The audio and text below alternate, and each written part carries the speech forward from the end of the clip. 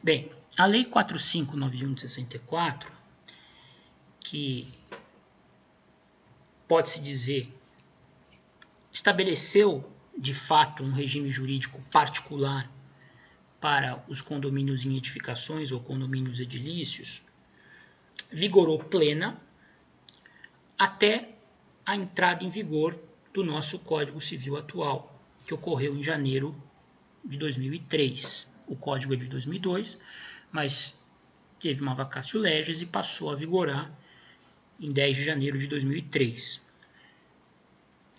Até então, a Lei 4591 de 64 era a única que tratava do tema, portanto, tinha uma aplicação plena.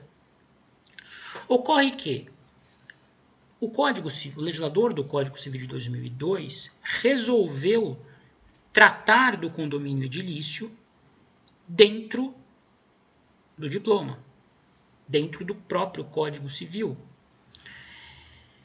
O Código Civil de 16 não continha nenhuma disposição específica tratando do condomínio edilício, porque a época em que foi discutido e promulgado, esse tipo de condomínio era bastante incipiente.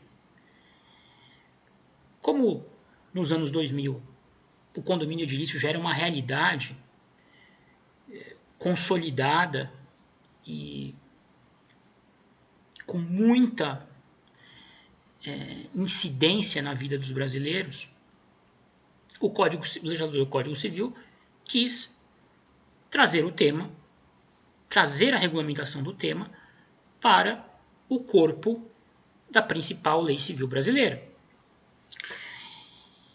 E aí, a Lei 4591 de 64 passou a ter uma aplicação apenas subsidiária ao Código Civil.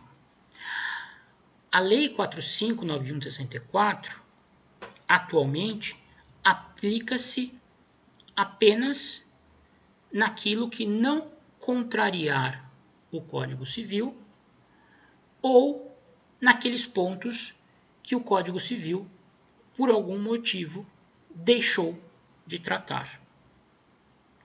Isso é muito importante. A Lei 4591 de 64 ainda está em vigor. Porém, só será aplicada naqueles pontos que não contrariar o regime instituído pelo novo Código Civil e naquelas situações em que o legislador do Código Civil foi omisso. Adianto a vocês que o legislador do Código Civil foi bastante abrangente no cuidado dispensado ao condomínio edilício. Nós temos aí aproximadamente 30 artigos que tratam a respeito do condomínio edilício. E com a vantagem da experiência, porque em 64 a Lei 4591 teve que partir do zero, né? O legislador teve que ser muito criativo. Já o legislador de 2002, evidentemente, já tinha a seu dispor uma série de experiências bem e mal sucedidas envolvendo dispositivos da Lei 4591 de 64. Então, o que o legislador fez em 2002 foi tentar aperfeiçoar a regulamentação que já existia.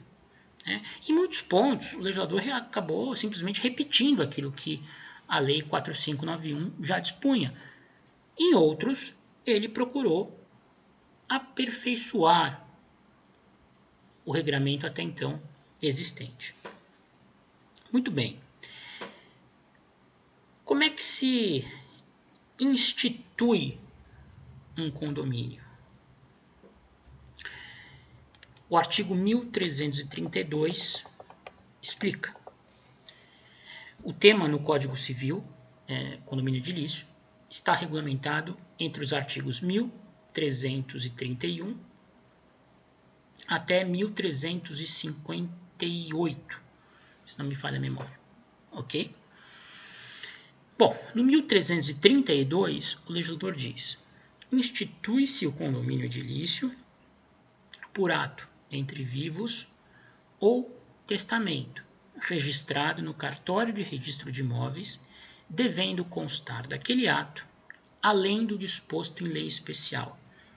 Ou seja, aqui o legislador do Código Civil expressamente remete à Lei 4591/64, que é lei especial, né? E não lei geral, como o Código Civil. 1. A discriminação e individualização das unidades de propriedade exclusiva extremadas uma das outras e das partes comuns. 2. A determinação da fração ideal atribuída a cada unidade relativamente ao terreno e partes comuns. 3. O fim a que as unidades se destinam. Esse ato que institui o condomínio também é conhecido na doutrina como especificação de condomínio. É a partir desse ato entre vivos ou causa-mortes que o condomínio passa a existir do ponto de vista jurídico, com a discriminação e individualização das unidades de propriedade exclusiva, com a perfeita delimitação entre elas, a atribuição da fração ideal no todo própria de cada unidade e a destinação dessas unidades. Isso é a especificação de condomínio, o ato por meio do qual o condomínio edilício, com as suas peculiaridades, com a sua peculiaridade maior de conjugar áreas de propriedade exclusiva com áreas comuns, passa a existir. Como é que isso se verifica na prática? Vamos partir da situação que é mais comum nos dias de hoje. Uma construtora resolve empreender e construir um edifício de apartamentos ou um prédio comercial para posteriormente alienar as unidades aos eventuais interessados em tornarem-se condôminos nesse empreendimento. O que é feito? Primeiro, a construtora tem que localizar um terreno que possa abrigar o condomínio. Vamos imaginar que ela encontre um terreno que atenda às necessidades dela.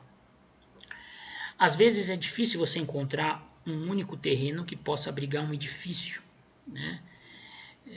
É muito comum uma construtora comprar 2 ou 3 terrenos ali contíguos, vizinhos, unificá-los para que depois inicie a construção do edifício. Muito bem. Se for esse o caso, antes de se proceder a qualquer medida, a construtora que adquire as casas vizinhas deve proceder à unificação desses lotes para a formação de um novo imóvel onde o prédio vai subir. Cada uma dessas casas é um imóvel distinto, com matrícula própria no registro de imóveis.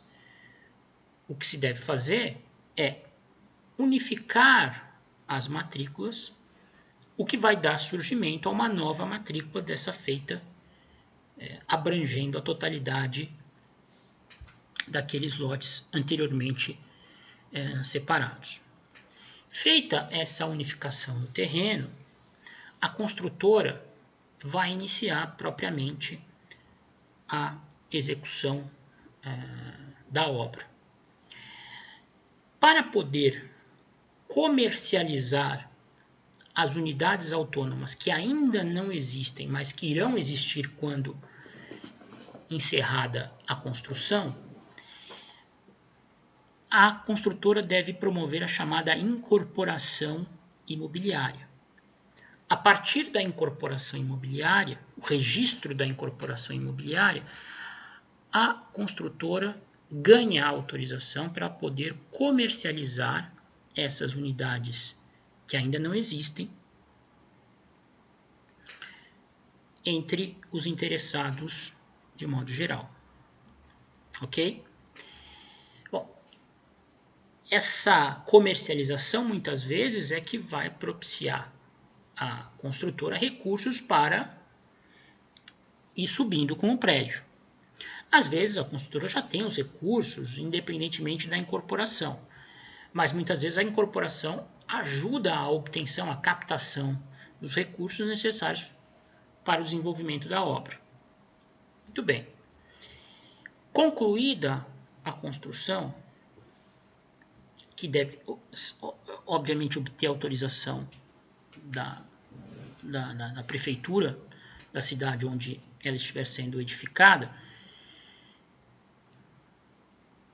a construtora deve requerer o chamado habite-se, que é a autorização, a liberação para que as unidades, agora concluídas, possam ser entregues aos seus adquirentes e esses adquirentes possam usufruir dessas unidades ao seu bel prazer.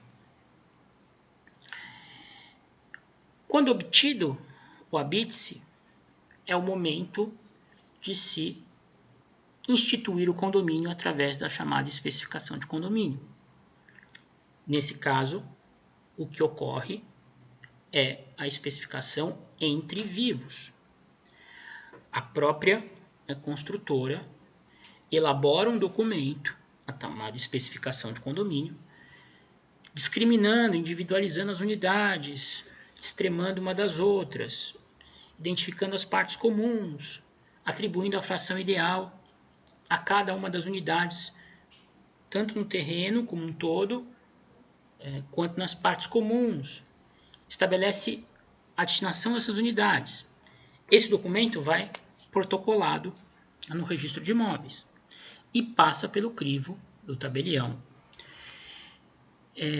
Além desses requisitos aqui que eu estou tratando com vocês, que são os requisitos mais básicos, outros requisitos também devem ser observados. Esses requisitos estão na lei especial, eu não vou ter tempo de comentá-los com vocês um a um. Mas você vai verificar a regularidade do próprio terreno, questão de regularidade fiscal da construtora, enfim, uma série de outras providências que vão ser examinadas também pelo registrador. Estando tudo em ordem, satisfeitos todos os requisitos, esse documento, essa especificação de condomínio, é registrada no cartório de registro de imóveis e a partir dela são abertas as matrículas autônomas correspondentes a cada uma das unidades. Cada apartamento, cada sala comercial ganha a sua matrícula própria, porque esses espaços, como já dito anteriormente, são de propriedade exclusiva dos adquirentes. Então, é com a especificação de condomínio, que é o ato de instituição, que o condomínio edilício passa a juridicamente existir e as unidades são destacadas umas das outras. Até então, era um todo indivisível do ponto de vista jurídico, apenas com a divisão do ponto de vista fático. A instituição normalmente se dá dessa forma, por ato entre vivos, mas nada impede que alguém faça a instituição do condomínio edilício por testamento. Alguém que tenha, de repente, um imóvel passível de abrigar um condomínio edilício e no seu documento, nas suas disposições de última vontade, estabeleça a criação desse condomínio edilício. Só um momentinho que está tocando o telefone aqui. Desculpe, voltou. E a partir desse documento, cria-se o condomínio e esse documento também vai ser registrado no cartório de registro de imóveis. No próximo vídeo nós continuamos.